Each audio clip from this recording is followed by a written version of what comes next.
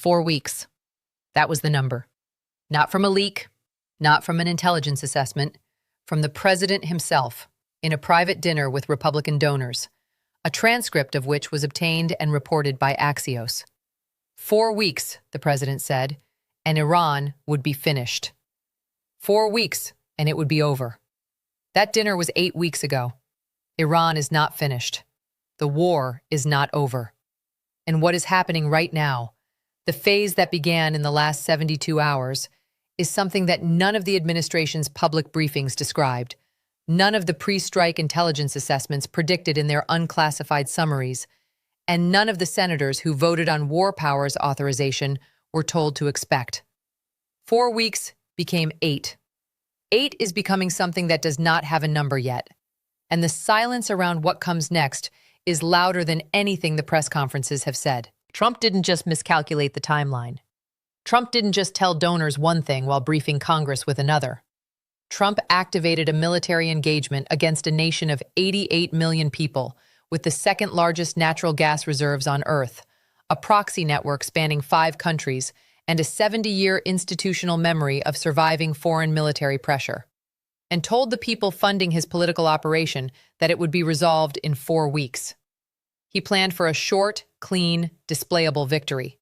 He got a conflict that has now entered a phase that professional military analysts are quietly describing in terms that Washington has not used publicly since the early stages of Iraq.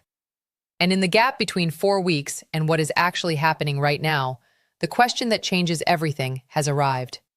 Not whether the strikes were right, whether anyone actually planned for the world where the strikes did not end it. In the next few minutes, I am going to show you exactly what Phase 2 of this conflict looks like and why it was both predictable and unpredicted. I am going to walk you through the specific developments of the last 72 hours, named, documented, on the record. I am going to show you what every major military engagement that began with a short timeline confidence claim has looked like at week 8.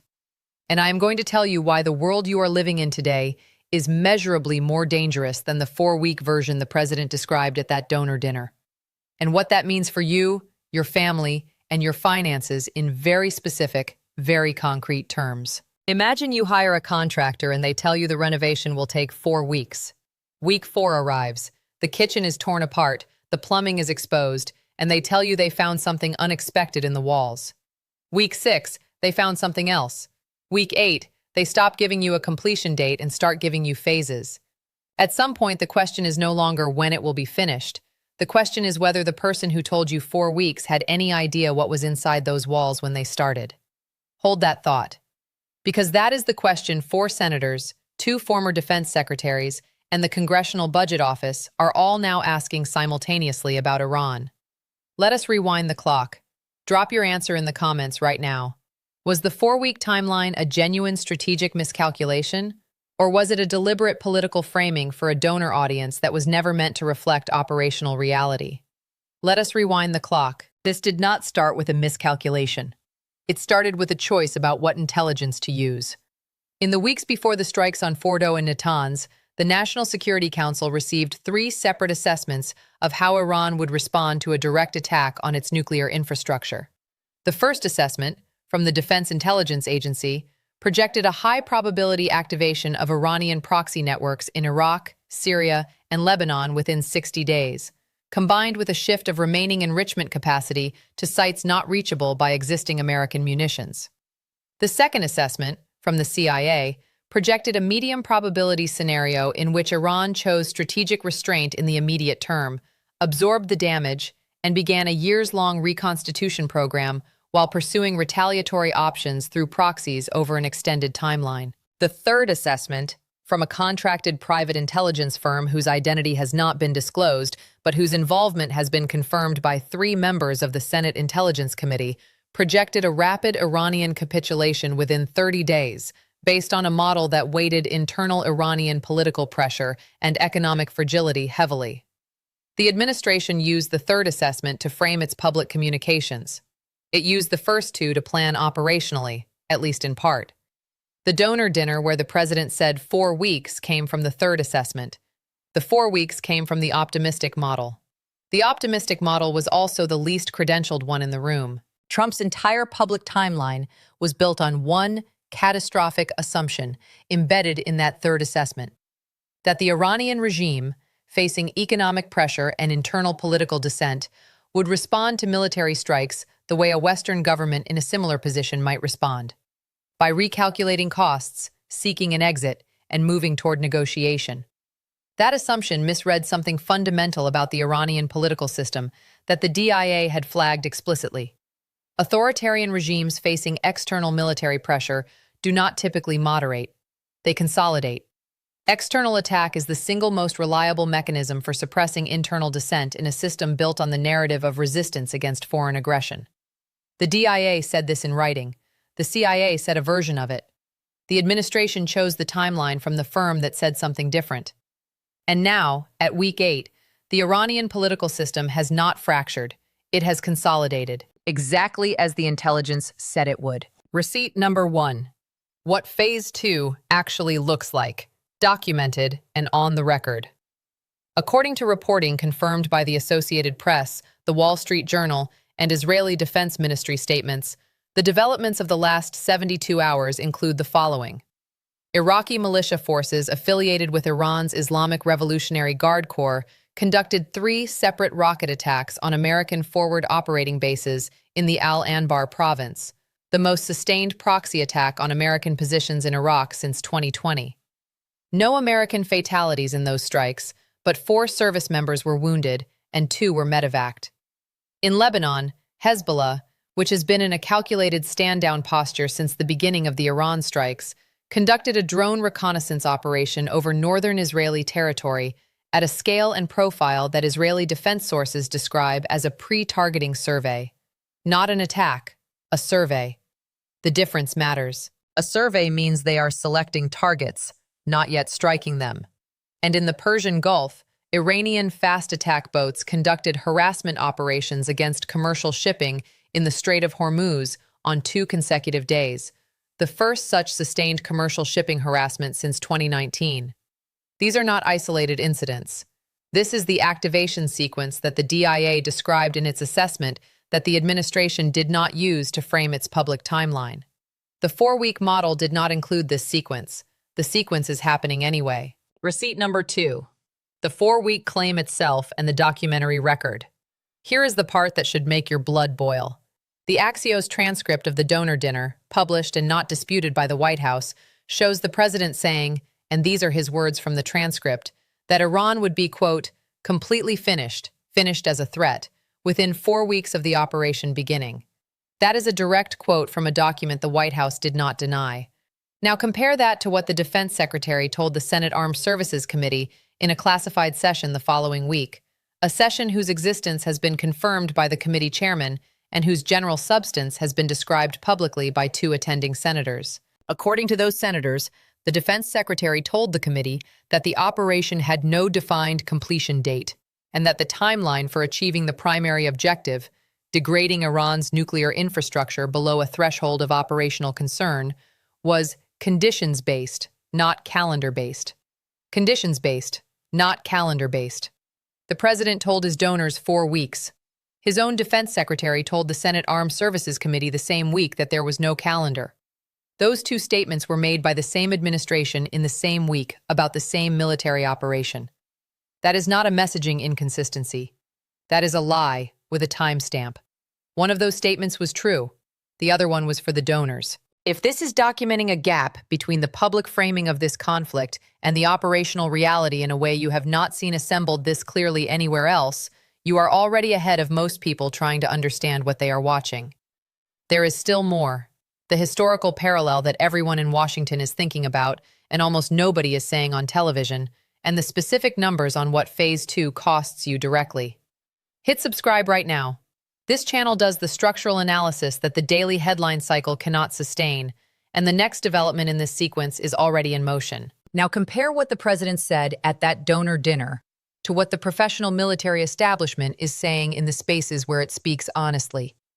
He told a room of political supporters, and this is a direct quote from the Axios transcript, 4 weeks and it's done. Nobody's ever seen anything like what we're going to do. It'll be over.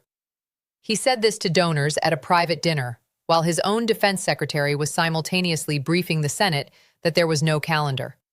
A National Security Council spokesman was then asked whether the 4-week donor dinner comment reflected actual operational planning or was characterization for a political audience. The spokesman's response was, "The president is confident in the operation's success." He was asked a direct question about whether 4 weeks was a genuine timeline. The answer was a confidence assertion that did not address the question. These are not serious people managing a serious military engagement with a transparent public account of what it is and how it ends. These are performers staging certainty for different audiences simultaneously. And the audiences are now comparing notes. Here is the part that should keep every person with a family member in uniform awake at night. Receipt number 3. The historical record of what happens at week 8 of a conflict that began with a short timeline confidence claim. The National Security Archive has documented the internal communications of 5 major American military engagements that began with public confidence about rapid resolution.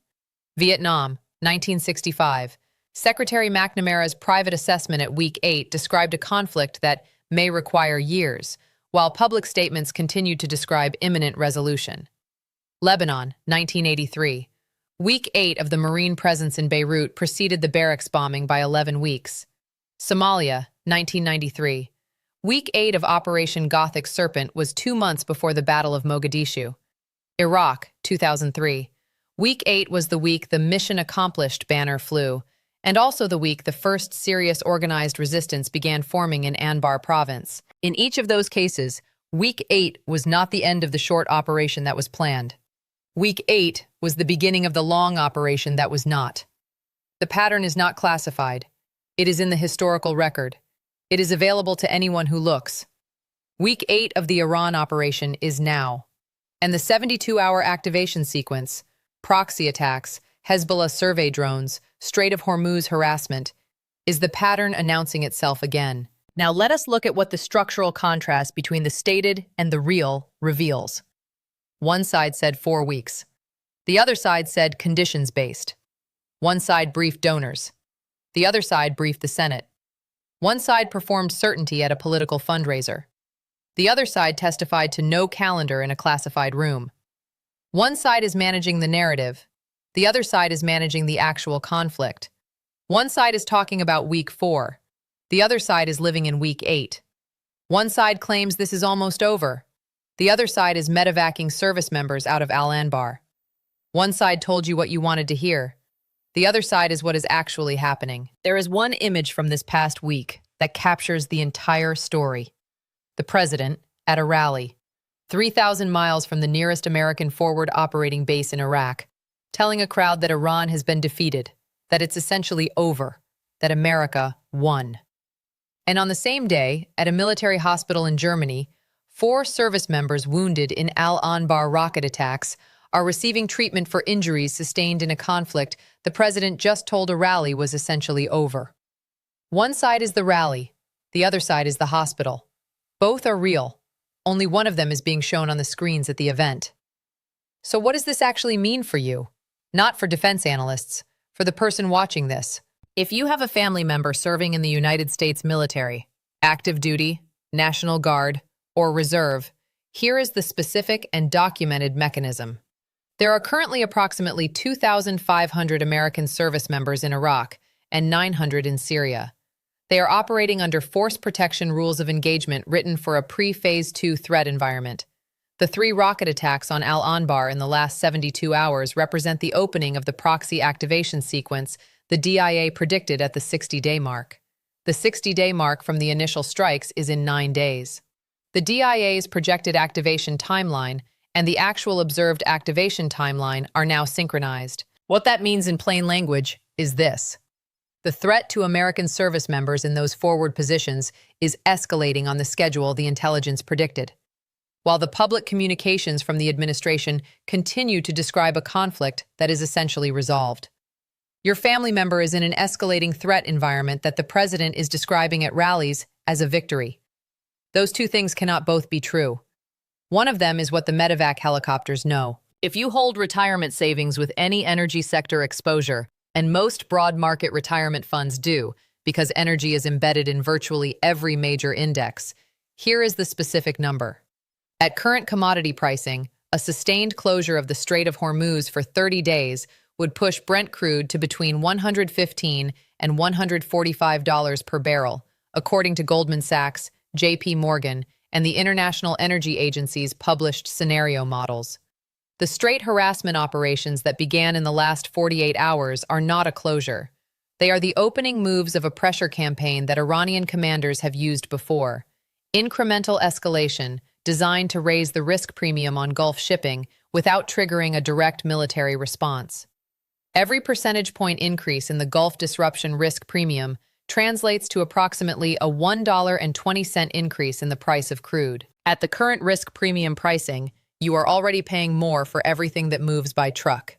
If the harassment escalates to actual interdiction, the number is not linear, it jumps. If you are a taxpayer, the Congressional Budget Office's emergency supplemental estimate, released quietly last week, covered by almost no major outlet, puts the cost of sustaining current operational tempo in the Persian Gulf theater, including the elevated naval posture, the additional Air Force rotations, the ground force protection reinforcements that have already been quietly ordered, at approximately $14 billion per month above baseline defense spending. Per month. That is money that was not in any budget. It is being drawn from operational contingency reserves that were sized for a different kind of conflict. At $14 billion per month, the reserves last approximately 7 months before Congress must pass emergency supplemental funding, a vote that will happen in full public view, with every senator on record, in the middle of an election cycle. The administration will call it supporting the troops. The opposition will call it an unauthorized war being funded after the fact. Both will be right. If you own a small business or work in any sector exposed to consumer confidence, retail, hospitality, real estate, construction, here is what the historical data says about Phase 2 of an open-ended Middle East engagement. Consumer confidence dropped 11 points in the first 8 weeks of the Iraq War in 2003. It dropped 9 points in the first 8 weeks of the Gulf War in 1991. The current Consumer Confidence Index has already dropped 6 points since the Iran strikes began. The historical pattern says it has further to fall. Consumer confidence does not respond to military briefings. It responds to uncertainty. And right now, the uncertainty is not decreasing. It is compounding.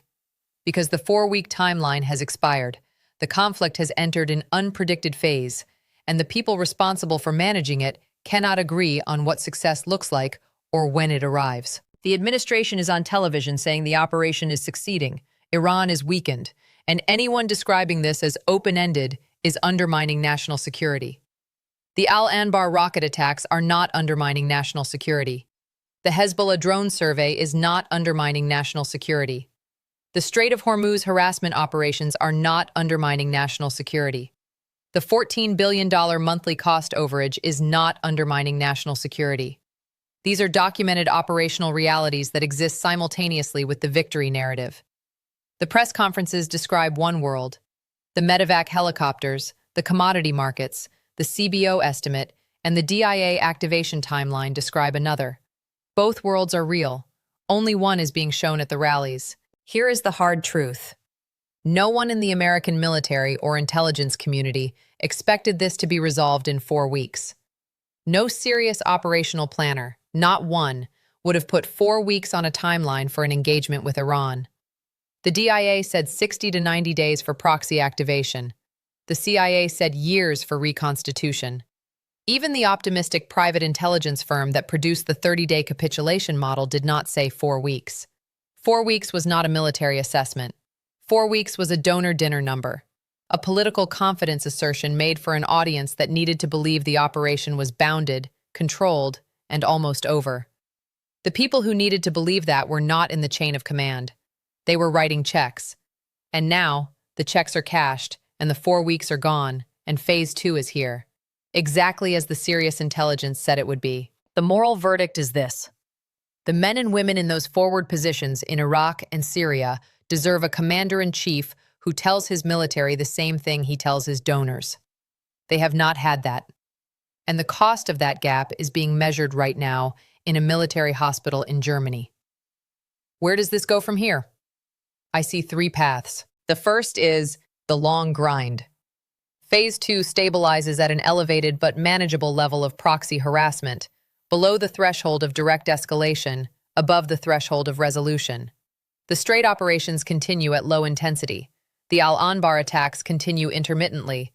No American fatalities, or if there are, they are contained enough that the domestic political pressure remains manageable. The operation grinds. The $14 billion monthly cost continues. The CBO supplemental request goes to Congress. The administration negotiates a face-saving framework, not peace, not victory, but something that can be called a strategic pause, and declares success.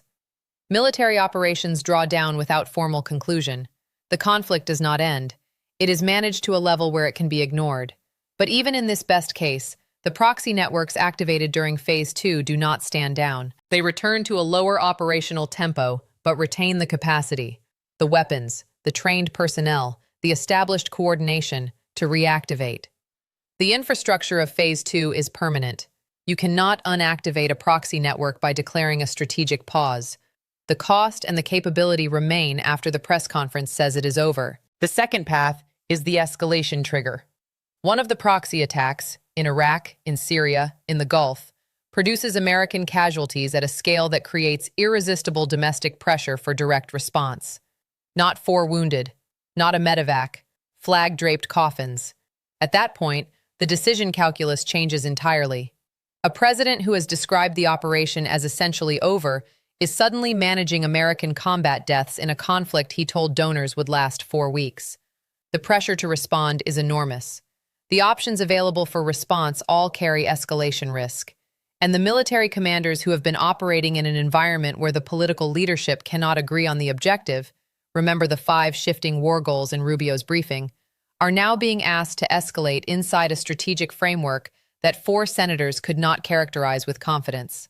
That is the scenario, not the response to the escalation. The escalation inside a strategy that doesn't exist. The third path is the negotiated exit nobody calls a defeat. This is the one nobody wants to say out loud.